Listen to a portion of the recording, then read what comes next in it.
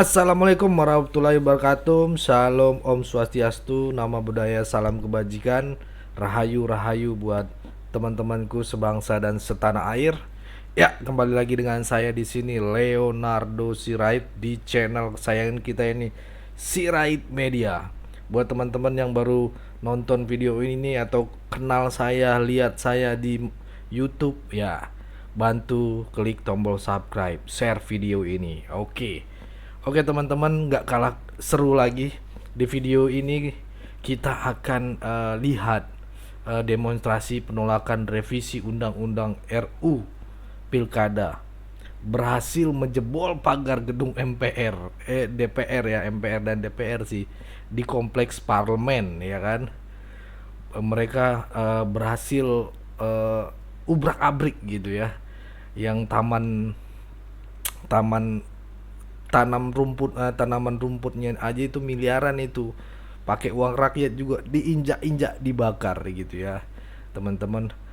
Saya nonton di live Kompas TV ya kan, waduh, di sana porak-poranda lah. Aksi penjebolan ini terjadi ketika situasi di luar gedung DPR mulai memanas gitu ya. Asik ini media juga membuat ini ya biar agak sensasinya gitu ya, clickbait gitu ya. Ya teman-teman, kita akan saksikan dulu apa aja yang terjadi di sana. Mari kita saksikan video berikut ini.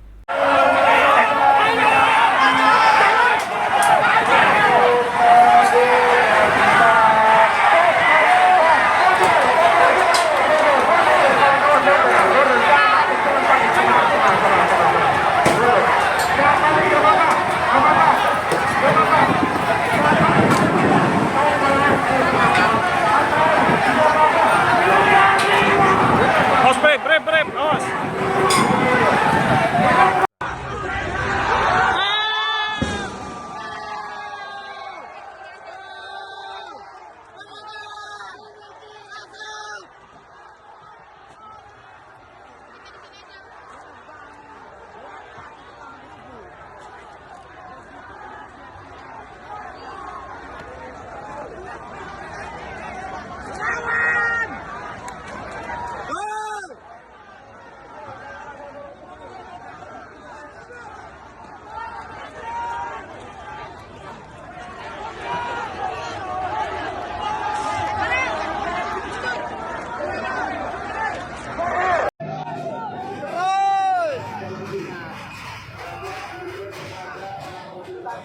Baik kawan-kawan, Terus.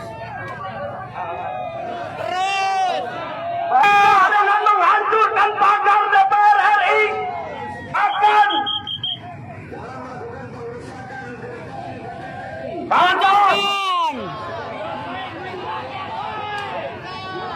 kawan-kawan semuanya.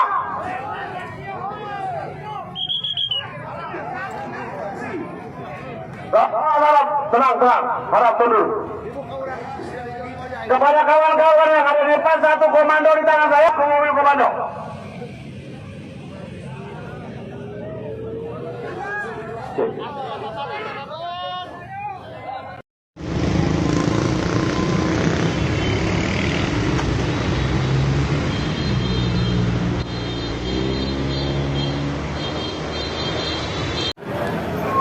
Sekilas pandangan mata ini baru dari UGM. Ini teman-teman mahasiswa UGM yang siap berangkat menuju ke DPRD.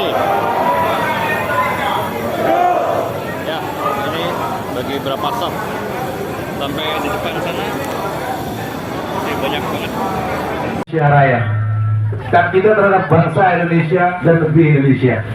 Kami memberikan kesempatan, kami minta kepada seluruh organisasi yang terlibat, Kang Ebel, semangat demi demokrasi kita. Ya, kami minta kepada seluruh koordinator atau pimpinan organ yang terlibat pada hari ini berkumpul di sebelah kiri, ya. Nanti akan berkoordinasi dengan tim Korlap kami, dan juga akan ada beberapa pesan dari Ketua Mahkamah Partai Bung Ridwan Hakam Aziz, yang mana beliau salah satu penanggung jawab aksi pada hari ini bersama dengan Bang Edo, Bang Buya, dan juga Bung Korda Supri, Bang Ferdi, Bang Erik,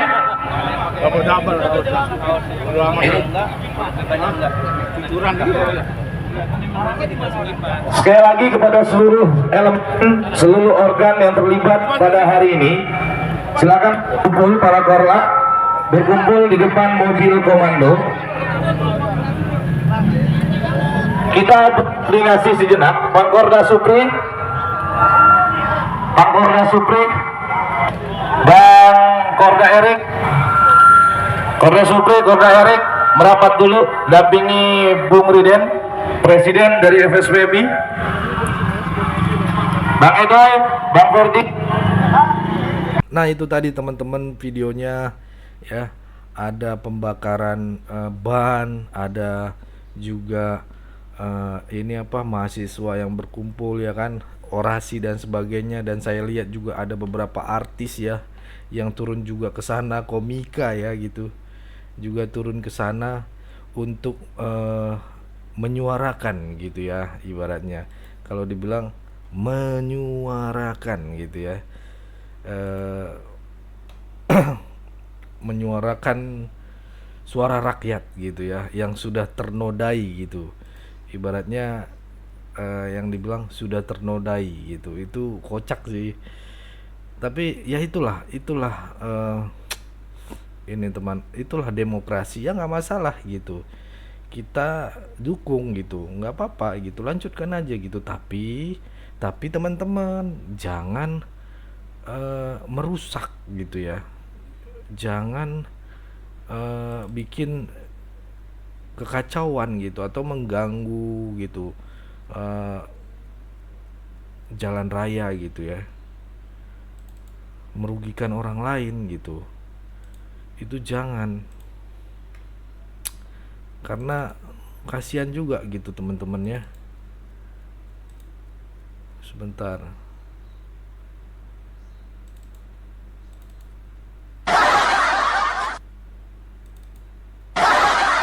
Ya. Nah,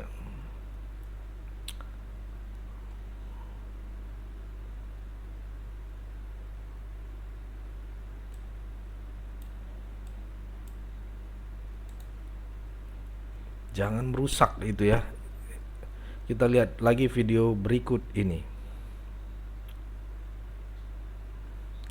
Nah itu tadi teman-teman ya videonya, apa pandangan kalian ya.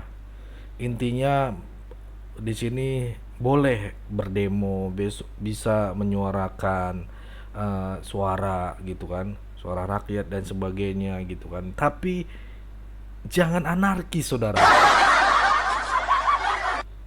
Jangan itu tadi gerbangnya dijatuhin lah. Itu bukan berdemo namanya, kayak tawuran. Itu ya teman-teman, aduh, saya ngeliat itu kocak sih gitu ya. Apalagi aduh banyak lah, ada yang manjat-manjat pagar gitu kan. Terus apa, ada lagi yang kocak itu, gerbang DPR itu digergaji lagi saudara. Habis itu ada yang bakar ban gitu ya, nggak apa-apa ya udahlah gitu. Tapi jangan bikin kekacauan gitu ya.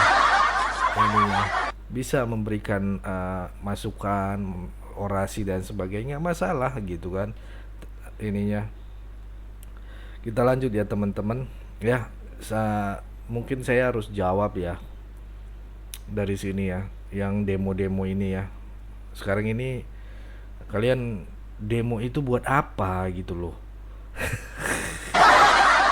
Ya, buat apa sih gitu ya?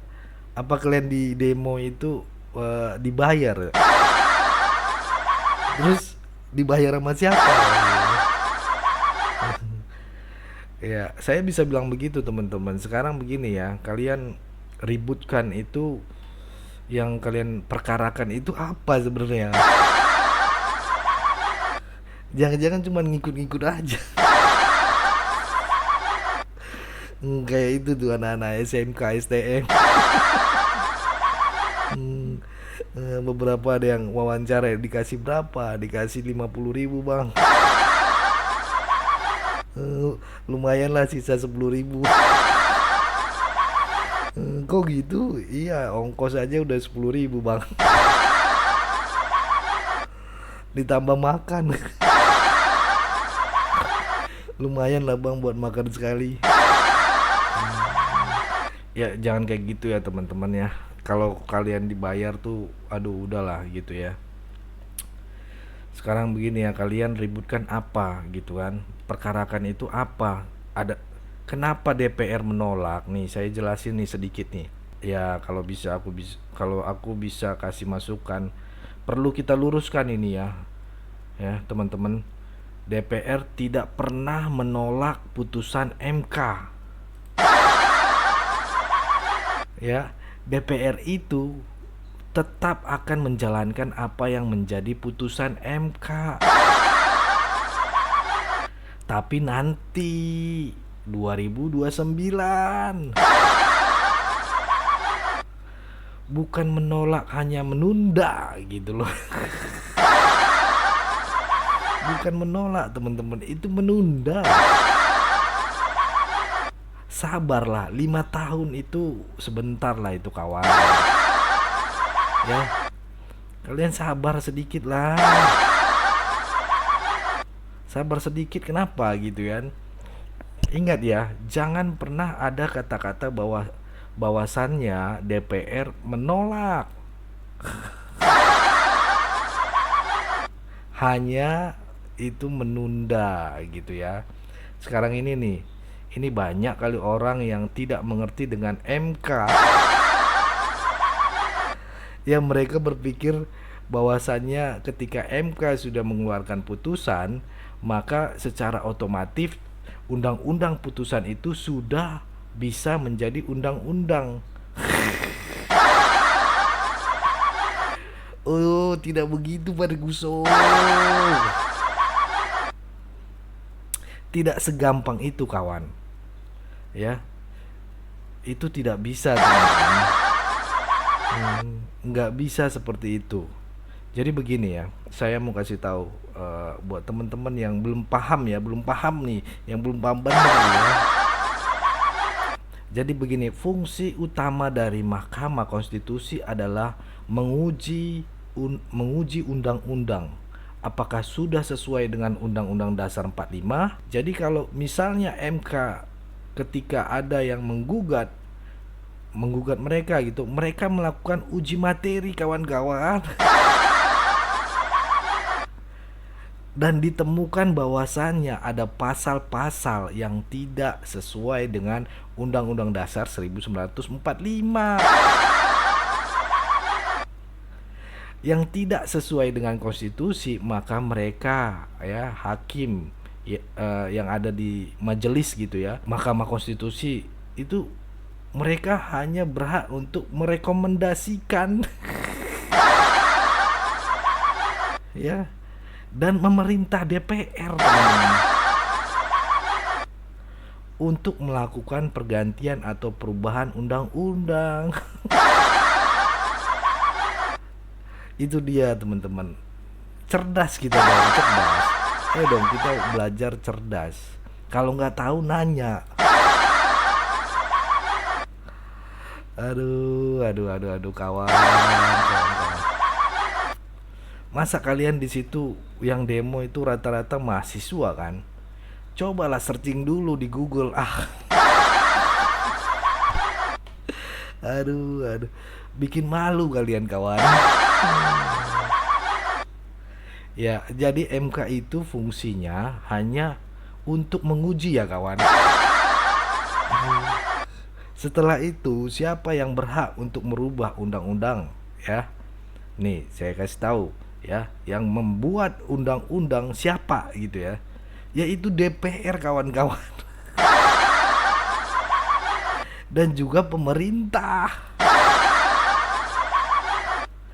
Jadi tidak bisa memaksa gitu ya. Jadi tidak bisa memaksa, sifatnya merekomendasikan dan memerintahkan gitu loh. Tapi ya semuanya itu akan berpulang kembali kepada DPR yang memiliki hak legislasi ya, sebagai pembuat undang-undang bersama dengan pemerintah.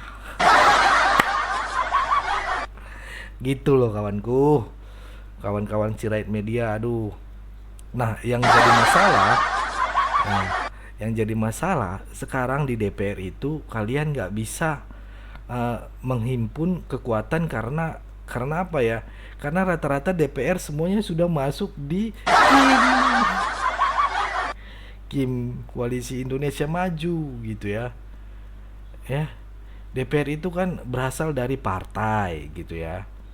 Dan partai itu semuanya rata-rata sudah masuk ke Kim. Yang saat ini dibilang Kim Plus. Gitu loh teman-teman. Yang tersisa hanya yang tersisa itu hanya PDI. Yang menolak ya. Jadi itu teman-teman ya. Yang menolak revisi undang-undang itu. Karena dia sendiri. Gitu loh teman-teman ya. Kan cuman dari PDIP doang yang lain enggak. Ya kan, coba yang udah tinggal sendiri siapa? Cuma PDIP kawan-kawan. Aduh, cuma PDIP, yang lain enggak gitu ya. Itu makanya jangan terlalu jumawa. Jangan menentang-nentang kalian itu merasa sudah sebagai penguasa legislatif gitu ya. merasa kalian itu suara terbanyak. Jadi juga suka kalian gitu ya. Ya kalau satu partai lebih banyak kalian dari partai yang lain, tapi kalau yang sudah gabung semuanya mau ngomong apa lagi? Ya, ketua DPR pun juga, ya kan, si Puan Maharani, mana berani dia ketok palu. Ya kan, mana berani dia ketok palu teman-teman. Karena dia sendiri. Sekarang kalau nggak salah dia itu lagi pergi ya tuh Mbak Puan. Kemana tuh Mbak Puan? Kunjungan tuh kata Masinton ya. Kunjungan kerja gitu. Yang penting dia kan kerja saudara. Enggak lagi liburan. Aduh, ini yang perlu harus dimengerti ya. Gitu, jangan seenak perut kalian saudara. Orang banyak nggak ngerti nih ya kan. Putusan MK harus segera dilaksanakan ya. Biar tahu nih teman-teman, putusan MK ini harus segera dilaksanakan. Nggak ngerti kalian membuat undang-undang. Itu DPR bukan MK.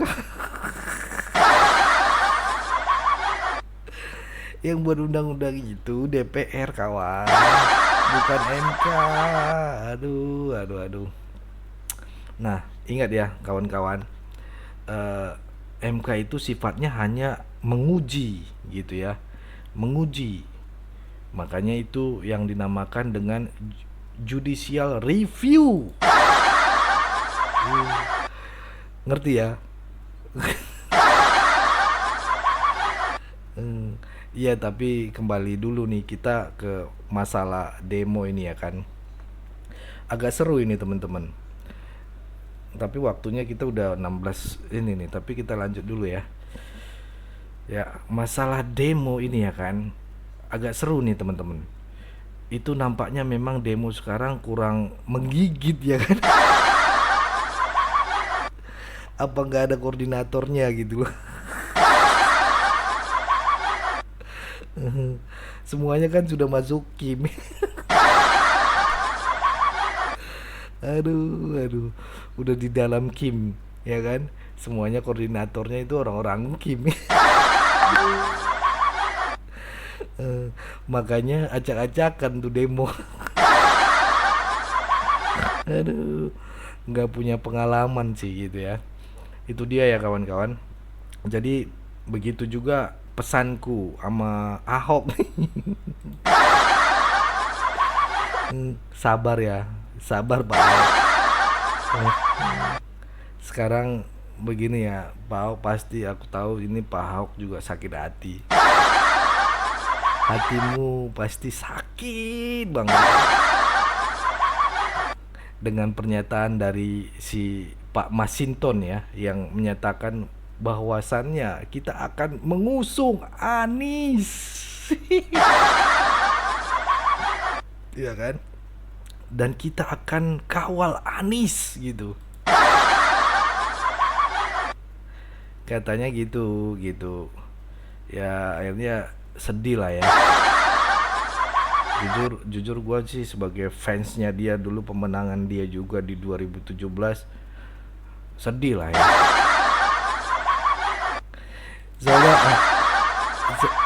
Soalnya nggak dilirik teman-teman. Iya, aku ngerti lah Pak Ahok. Ngerti banget kita perasaan Pak Ahok. Kayak gitulah ya, perasaan Pak Ahok nggak dijadikan di pilkada. Padahal udah bela-belain Pak Jokowi, udah bela-belain Bu Mega. Sampai resign lagi dari Pertamina ya kan. Aduh. Ya. Coba seorang tokoh bernama BTP ya. Bayangin teman-teman ya. Kita balik ke kita ke BTP dulu ya. BTP adalah kader PDIP yang selama Pilpres itu berani senggol-senggol Jokowi dan Prabowo. Terus dia udah capek-capek gitu resign dari komisaris. Bayangin, komisaris Pertamina loh. Dia resign karena dukung PDIP dan Ganjar. Ditambah lagi Ganjarnya kalah 16%. Aduh. Malah nggak dilirik sama Ibu Mega. Aduh, miris ya teman-teman. Ibu Ketum tidak melirik dia sama sekali. Astaga. Bayangin teman-teman ya, dia itu adalah kader terbaiknya PDIP kalau saya bilang ya, malah nggak diajak gitu. Padahal dia datang terus acara PDIP. Yang dipilih Anies. Yang bukan kader PDIP. Aduh, hancur. Gawat ini Pak, gawat ini kawan-kawan ya. Kalau duduk bareng Ibu Mega ya, kita kasih perumpamaan, ibaratnya nanti kan tanggal 27 Agustus akan dikasih ini kan, apa, dideklarasikan siapa yang akan diusung gitu kan. Nah terus datang tuh pas rapat, duduk bareng ya, ngumpul lah gitu ya, rapat besar lah ibaratnya. Untuk siapa yang mau diusung sama PDIP untuk jadi pilkada Jakarta ya, Ibu Mega bilang gitu ibaratnya ya. Ini kita berandai-andai ya. Di situ yang ada duduk tuh Ibu Mega, Ketum, terus bikinlah si Hasto ya, si Sekjen duduk di situ juga, terus Ardian Napitupulu lah bikin Jarot dan Ahok sama Anies. adalah Ahok di situ ya kan.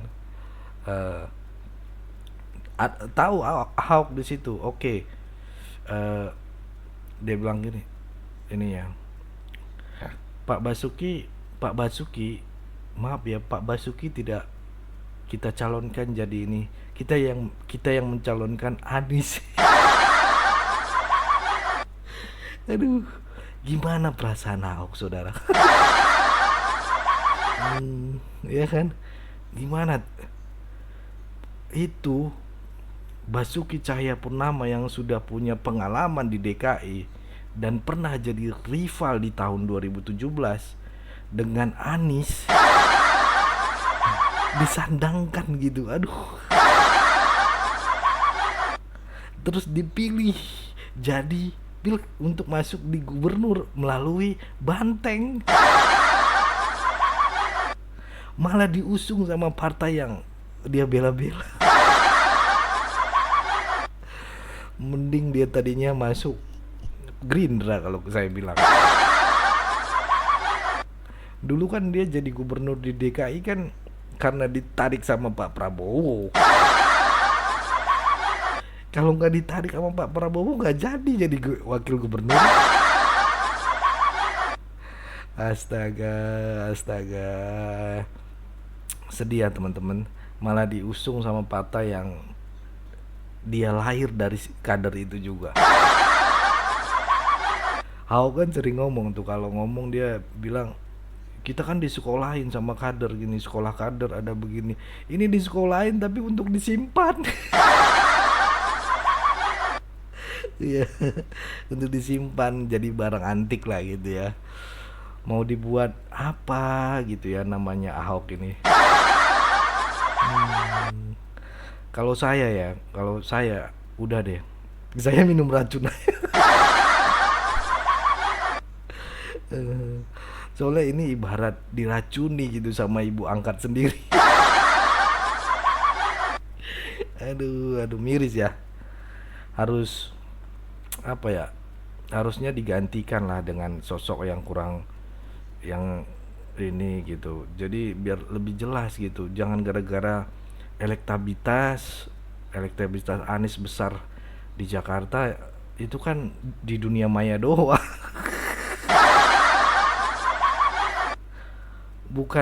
Bukannya PDI itu kan melahirkan banyak kader-kader juga yang bisa kerja gitu ya, malah ini cari elektabilitas. Apa dendam gitu ya sama Pak Jokowi. Aduh.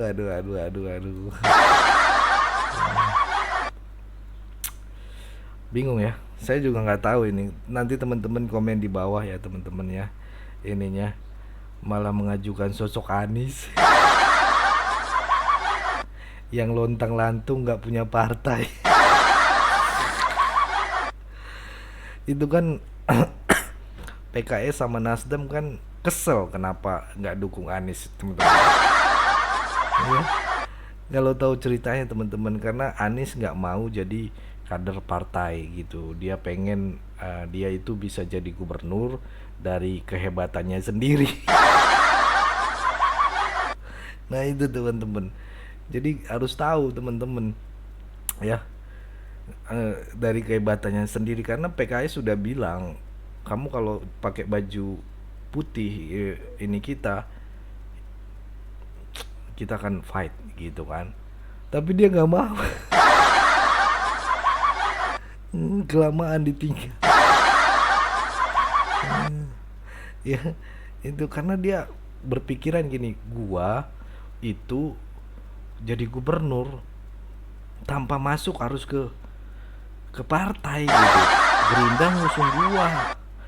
Nah, gua jadi calon presiden ya, calon ya. Tanpa masuk ke partai itu, Nasdem dukung gua, PKS masuk dukung gua gitu, P3 dukung gua.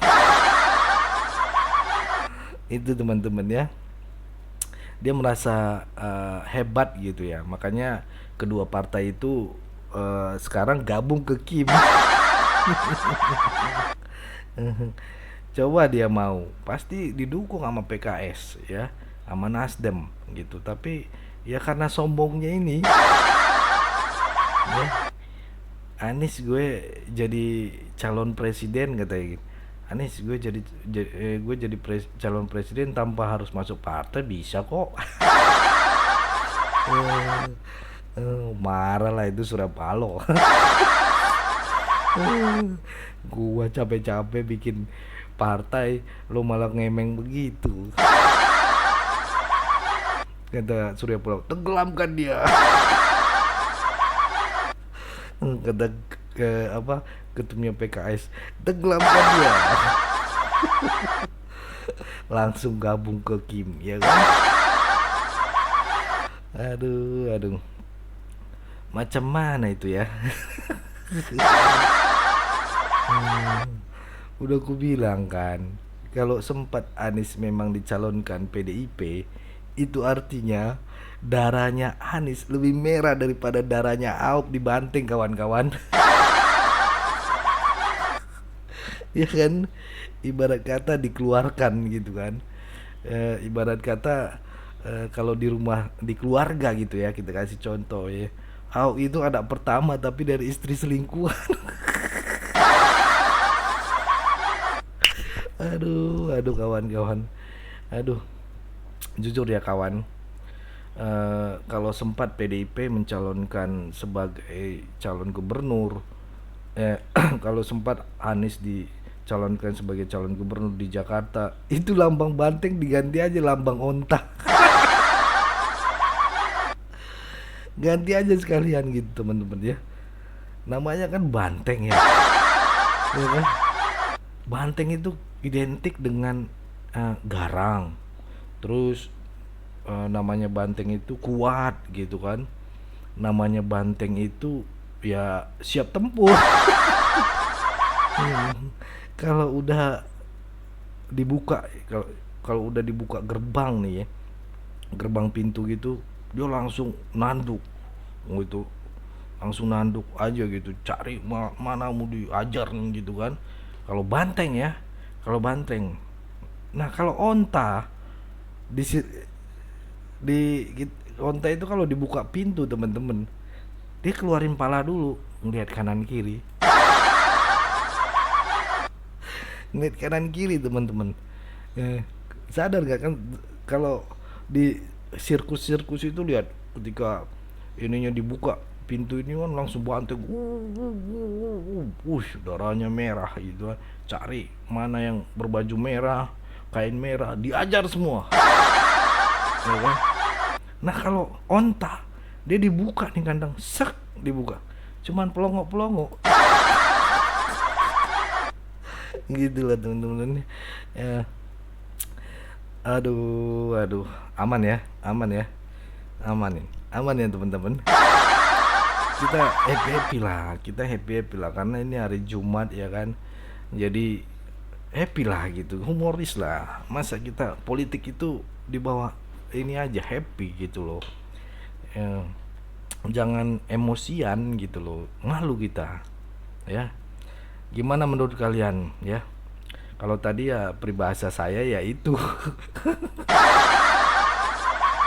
Masuk logika nggak peribahasa yang saya kasih contoh tadi? Kalian bisa kan bayangkan? Oke. Ingat ya, kalau saya punya prinsip kawan-kawan. Ya, punya prinsip memajukan kader sendiri. Ya. Atau prinsip memajukan anggota saya sendiri. Ini sejak kapan kawan-kawan kalian bisa gabung sama anak-anak abah? Anak-anak abah ini. Banteng bisa bergabung dengan abah. Hati-hati kawan, hati-hati partai PDP ya. Jadi cuman tempat boncengan aja untuk anak-anak abah. Iya dong, tempat boncengan aja. gitu ya. Jangan sempat ya, hati-hati ya, jangan sempat banteng didudukin sama abah, tanduknya dipegang gitu ya kan, mentornya abah. Hati-hati Ki. Ini gawat teman-teman, jangan nanti nyuncep.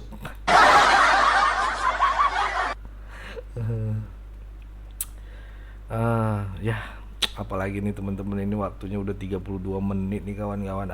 Astaga, kalian nonton nggak nanti sampai habis nih ya kan? Itu ya teman-teman.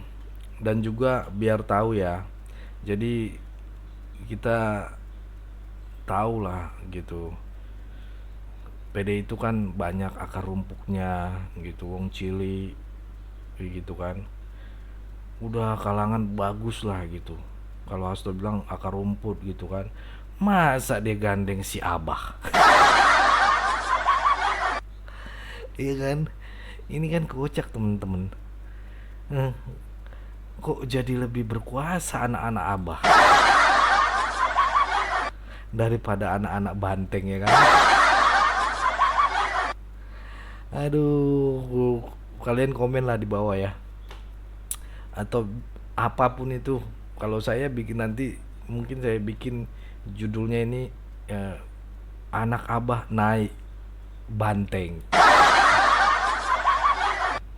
ya. Banteng dikendarain oleh anak-anak abah. Aduh, ingat dong dulu pas Gerindra ajukan Anies jadi rival ya kan, Banteng itu keluar-keluar maju duluan gitu, soal sentimen agama, soal ini gitu kan. Tapi kok sekarang malah dia itu mendukung abah, mendukung abah yang nggak bisa kerja, bisanya cuma jawab-jawab doang. Aduh, lihat di Jakarta apa yang dibangun sama Ahok. Apa yang dibangun sama Ahok dibongkar lagi sama Abah. Iya teman-teman ya, apa yang udah dibangun sama Ahok itu diobrak-abrik sama si Abah. Diganti sama dia. Nggak percaya. Contoh ya, kayak rumah sakit diganti nama jadi rumah sehat. Ya, terus itu apalagi ya, pokoknya banyak teman-teman yang nempel itu. Terus dia bikin apa, bikin patung patung dari bambu atau dari apa gitu, itu miliaran teman-teman. Terus 2 tahun kemudian dibongkar. Ditambah lagi apa ya, ya itu tuh bikin JIS, Jakarta International Stadium ya kalau nggak salah ya, tapi nggak kepake. Karena apa? Karena nggak ada parkirannya. Orang mau nonton di sana parkirannya jauh. Jauhnya juga nggak kalah kabut gitu, harus naik motor atau naik mobil berapa kilometer gitu, harus parkir jalan. Makanya konser ngap ngeliat dia nggak ada parkirannya. Tapi itu stadion muat untuk 80.000 bahkan 100.000 penonton. Ngapain buat banyak-banyak buat penonton tapi nggak bisa dibikin parkiran? Kan kocak saudara. Masa orang nonton bola gitu ya nggak ada tempat parkirnya kan? Kan ini benar-benar kawan-kawan. Saya nonton, buset ini jauh banget ini. nggak semuanya harus diterima lah ya buat PDIP. Namanya ya Ahok itu kan udah loyal gitu ya, loyalitasnya di Jakarta juga diakui, nggak main-main kalau menurut saya teman-teman ya. Pendukung Ahok itu banyak itu, jumlahnya itu nggak main-main.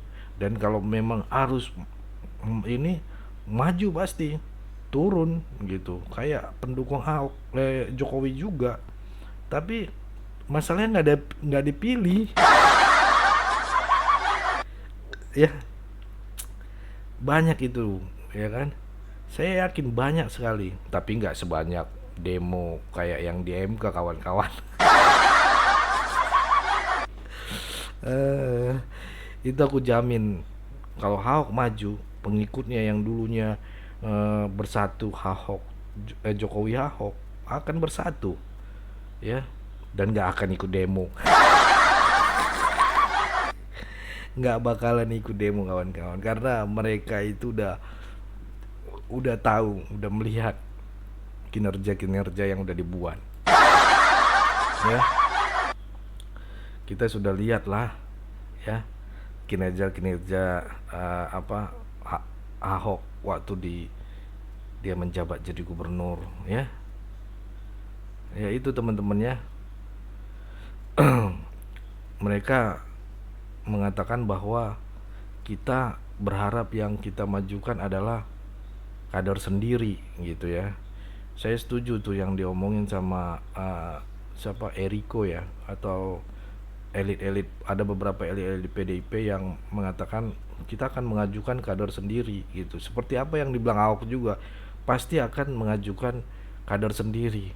Tapi apa yang dibilang sama si Tepu itu ya, dia bilang akan mengajukan Ahok. Astaga. Padahal masih ada Ganjar lagi. Tapi Ganjar kayaknya udah redup, saudara. Jadinya nggak ada pilihan, harus Anies. Ya. Tapi menurutku ya teman-teman, mereka itu memang kayak ini ya, kayak gol bunuh diri. Ya. Iya beneran. Kalau sempat mereka mengajukan itu kayak gol bunuh diri kawan. Jangan kena gol bunuh diri deh. Nanti kena ban lagi YouTube kita ya. Ya, bunuh diri. Rugi dong. Gitu ya teman-teman. Jadi nggak boleh kita seperti itu menurut saya ya. Kalau misalnya PDIP bukan ngajarin ya, saya bukan ngajarin teman-teman, cuman kasih masukan nih. Ya serius, cuman ngasih masukan teman-teman ya, cuman mau ingatkan saja, kembalilah gitulah, lihat prinsip-prinsip PDIP yang semula gitu ya, yang dia bilang banteng, jangan bantengnya diikat. Pusing kita memikirkan negara ini. Dan pusing kita memikirkan partai ini. Makin banyak aja blundernya. Ya. Jadi gimana untuk rencana tanggal 27 Agustus katanya kan? Tolonglah dipikirkan dulu buat pimpinan-pimpinan ya. Kalau perlu teman-teman nih share video ini ya. Bantu bagikan ke grup-grup WhatsApp, ke grup-grup Facebook, ke grup mana aja. Kalau perlu ke grup banteng sekalian. Biar dilihat sama petinggi-petinggi partai banteng. Jadi mereka bisa menjadi masukan buat mereka ya gitu ya. Jadi saya bisa jadi konsultan suara rakyat gitu. Oh, suara partai ya. Dan saya tidak akan minta bayaran, asal jangan si Abah yang diajukan. Aduh. Nah, rencana tanggal 27 ini kan segera didaftarkan, dan juga kabarnya kalau tidak salah ya, hari ini ya akan diumumkan ya. Kita akan lihat ke depannya, Megawati akan mencalonkan Anies atau Ahok.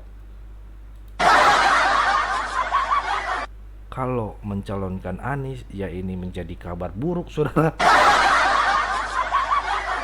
Kabar buruk untuk pengikutnya Ahok dan juga untuk beberapa elit yang ada di PDIP. Kalau memang yang diusung Ahok, ya say goodbye anak Abah. Nggak bisa naikin banteng. Abah tidak bisa menaiki banteng.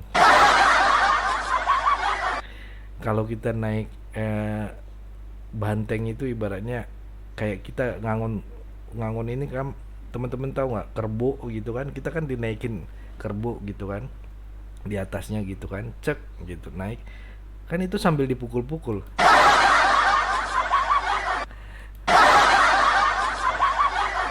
Kadang-kadang mukulnya pakai besi gitu, tajam lagi di dalamnya, cetek gitu teman-teman ya. Ya itu teman-teman. Nah, kalaupun Ahok dipilih, ya minta terima kasih lah kepada Ibu Mega. Ibu Mega, terima kasih telah dipilih menjadi mencalonkan menjadi gubernur Jakarta. Ya nggak apa-apa, makasih. Gitu ya. Saya jamin kalau 5 tahun ke depan saya menang, saya akan memajukan Jakarta. Kalau versinya Anies ya, kalau versinya Anies nggak diterima, anak-anak Abah selamat tinggal. See goodbye mama, anak Abah. Ya, selamat tinggal, goodbye Abah, ya kan. Ya teman-teman. Jadi kalau di sini gue bilang ya, ini PDIP ini mereka ini udah terhimpit kalau saya bilang ya. Oh bukan terhimpit, tapi terjepit. Tapi bukan terjepit kayaknya. Apa ya enaknya ya? Terjepit, betul. Terjepit di antara dua pilihan, antara A dan A, antara Ahok dan Anies. Ini ibarat makan buah si malakama, teman-teman. Dimakan mati bapak, nggak dimakan mati ibu ketum. Oh, sorry. Maaf. Maaf.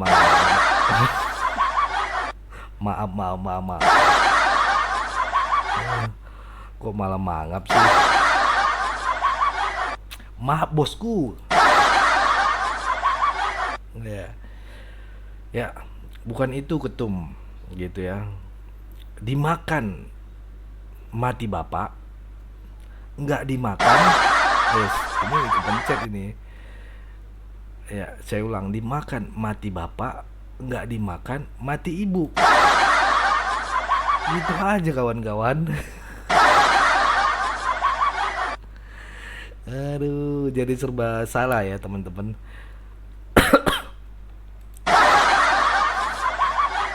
Tapi jujur, kalau saya bilang, aku tidak setuju dengan ada tulisan itu di tempat-tempat yang lagi demo, teman-teman. mengatakan bahwasannya negara ini bukan milik keluarga Jokowi. Negara ini milik rakyat Indonesia. Siapa yang bilang rupanya milik Jokowi? Bukannya selama ini kalian yang bikin bahwa negara ini seolah-olah punya kalian. Nah, bodoh pe. Selama 10 tahun ini kalian merasa sebagai partai besar. Terus bilang presiden punya kalian.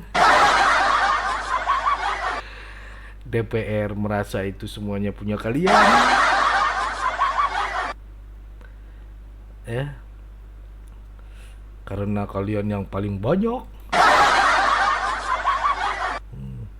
Partai penguasa.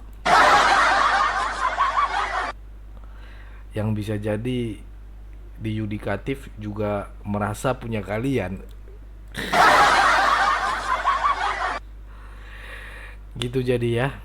Jangan kalian bilang seperti itulah. Coba presiden mau kalian atur-atur. Masa presiden kalian atur-atur, tapi sebentar lagi tidak ada lagi kawan-kawan yang bisa diatur-atur. Tenang kalian ya. Tenang. Tenang kalian ya. Jujur ini aku bilang sama kalian ya. Ini dengarkan kalian ini. Harus kalian dengarkan ini, Kak. Ya. Dengarkan ya. Saat ini Prabowo bisa nggak bisa berbuat banyak ya, teman-teman. Ingat ya, saat ini saat ini Pak Prabowo tidak bisa membuat banyak. Ingat, saat ini Pak Prabowo nggak bisa berbuat banyak karena menunggu pelantikan. Begitu pelantikan, ada yang berani coba. Habis kalian. Habis kalian dibabat. Ya, gitu ya teman-teman. Beda pola pikir leadership Jokowi dengan Prabowo. Saya tahu beda banget bos. Belum pernah kalian kena libas ya. Jangan main-main kalian sama mantan jenderal TNI itu ya. Dikipas kalian. Ya kan? Kalau Jokowi masih bisa lah kalian fitnah-fitnah, kalian omong-omongin. Coba kalau Prabowo, dikipas kalian. Ditenggelamkan kalian. Belum pernah kalian terjun dari pesawat tempur yang terbang di atas 5.000 kaki. Belum pernah kan? Itulah. Dia udah pernah kawan.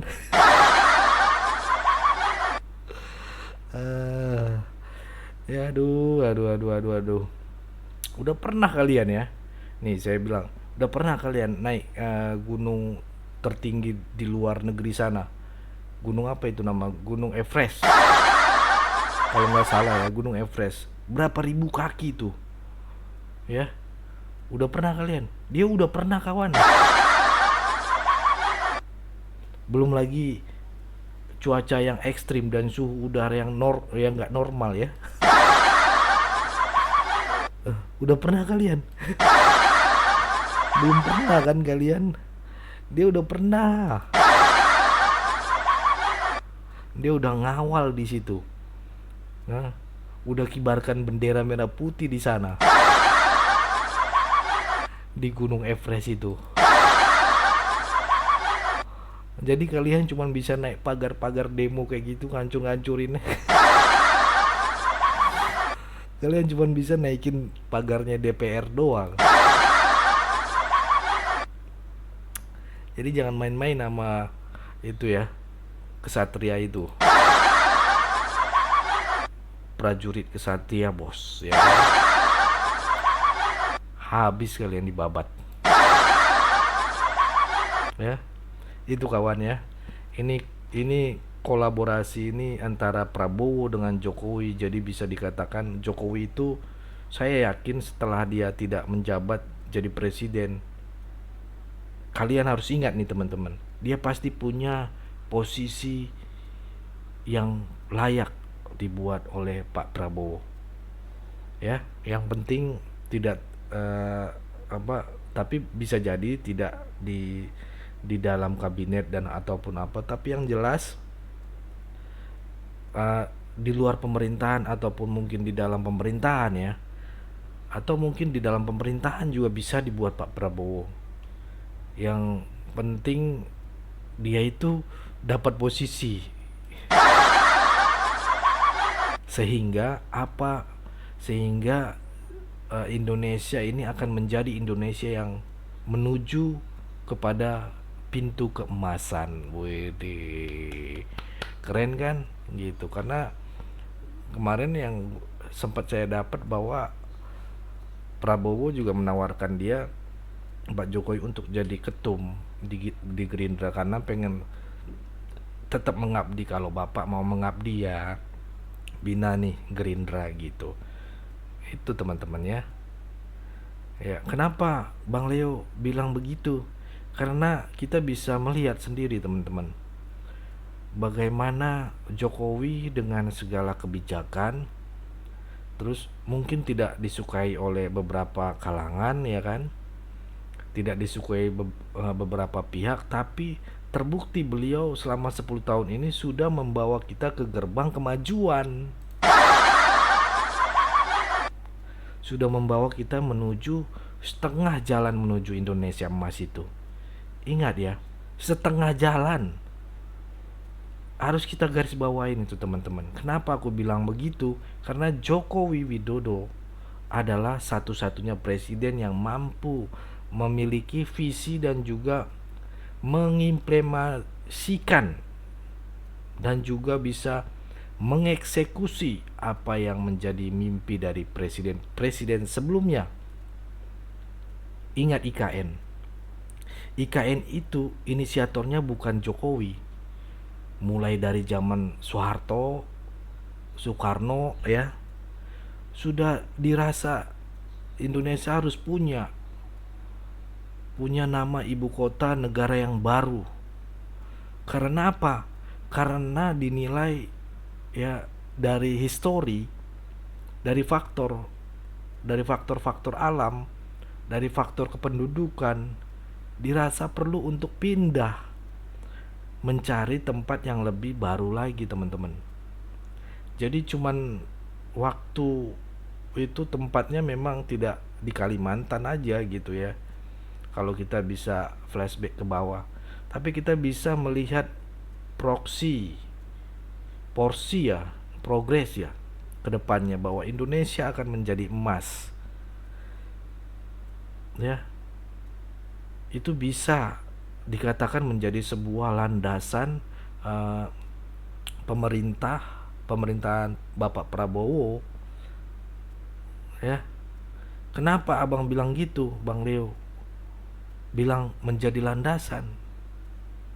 Karena kalau misalnya Bapak Prabowo itu lari jalur ya, tidak sesuai dengan apa yang dilakukannya, tidak seirama dengan apa yang dilakukan selama 10 tahun yang sudah dibangun oleh Bapak Jokowi, menjadi Indonesia emas ya, itu akan menjadi sebuah kekacauan teman-teman, dan menjadi sebuah bencana bagi bangsa ini. Nah, caranya bagaimana? Caranya memastikan supaya pemerintahan Pak Prabowo ini menjadi penerus dari pemerintahan sebelumnya, menjadi penerus dari setiap apa yang sudah dikerjakan Bapak Jokowi. Ya. Nah, salah satunya Jokowi harus masuk juga di dalam pemerintahan dengan porsi yang berbeda. Itu teman-teman. Perhatikan kalian lah ya. Ingat ya, Indonesia ini masih butuh Joko Widodo. Masih butuh teman-teman. itu walaupun orang sipil ya, kalau bisa saya bilang strateginya Pak Jokowi itu dahsyat teman-teman. Ya, 2 kali lipat dari orang militer. Ngeri itu. Gitu ya. Nah, sekarang apalagi ditambah sekarang presiden terpilih dari militer. Jadi ini dikombinasikan dengan kreativitas dari Bapak Jokowi. Kan malapak langsung. Apa nggak hebat itu kawan-kawan? Akan hebat ini nanti bangsa ini. Punya anak bangsa yang bersatu dan semakin kokoh Indonesia ini. Apalagi dulu tagline-nya Pak Prabowo, Indonesia macan Asia. Ini pandanganku ya kawan-kawan. Ya, entah apapun namanya ya. Entah Dewan Kehormatan pun nanti dia jadi, nggak masalah. Penasehat pun Pak Jokowi nggak masalah. Ya, aku yakin sekali sebagai rakyat jelata ya, aku bilang Joko Widodo pasti masih susah banget sih. Berkolaborasi, tapi mungkin dengan cara yang berbeda. Itu yang pertama, ya. Nah, yang kedua, kenapa ada Kim plus dan atau Kim tambahan dengan plus ya? Itu artinya kalau menurut saya Bapak Prabowo beserta dengan Bapak Jokowi itu menginginkan ada kolaborasi dari semua anak bangsa. Supaya apa? Supaya kita semua itu bisa bergotong royong agar lebih cepat lagi progresnya di dalam pencapaian Indonesia emas. Gitu kawan-kawanku.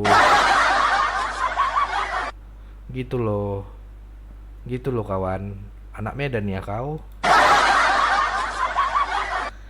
Makanya saat ini kalau aku prediksi ya kawan-kawan, kenapa mereka itu melakukan segala macam cara yang demo-demo itu. Kalau aku prediksi ya kawan, kenapa mereka itu yang melakukan segala macam cara itu, ya tanda kutip yang positif lah ya, melakukan berbagai macam cara supaya tidak ada lagi yang menghalang-halangi jalan pemerintahan, karena mereka tidak akan mau diganggu dengan hama-hama kecil yang menghambat proses pembangunan berkelanjutan. Gitu teman-temanku, gitu loh kawan-kawan. Mereka nggak mau ada perusak-perusak ini. Mereka nggak mau ada parasit. Mereka nggak mau ada yang menggagalkan rencana untuk Indonesia mendapatkan kesempatan menjadi negara adidaya di tahun 2045 nanti. Gitu loh temen. Makanya jadi ketika ada pihak-pihak yang nggak bisa diajak kerjasama, dibabat. Nah kalau bisa teman-teman usul aja ya. Pandanganku itu Anies kalau bisa memang diusahakan supaya jangan naik lah. Karena apa ya? Sampai dia jadi gubernur 2045 itu terhambat teman-teman. Ayo kita sempurnakan IKN itu. Kita masih membutuhkan Jakarta sebagai pusat negara teman-teman. Pusat pemerintahan, pusat bisnis, kan begitu. Nah, jangan gara-gara satu orang ini rusak semua rencana. Ya. Tadi aku udah jelaskan di atas ya, gimana kinerja Anies di Jakarta. Ditambah lagi kalian masih ingat nggak waktu turunnya Menteri PUPR ya untuk melakukan normalisasi. Ini Abah ini melawan dengan cara apa? Jangan normalisasi, kita lakukan saja naturalisasi.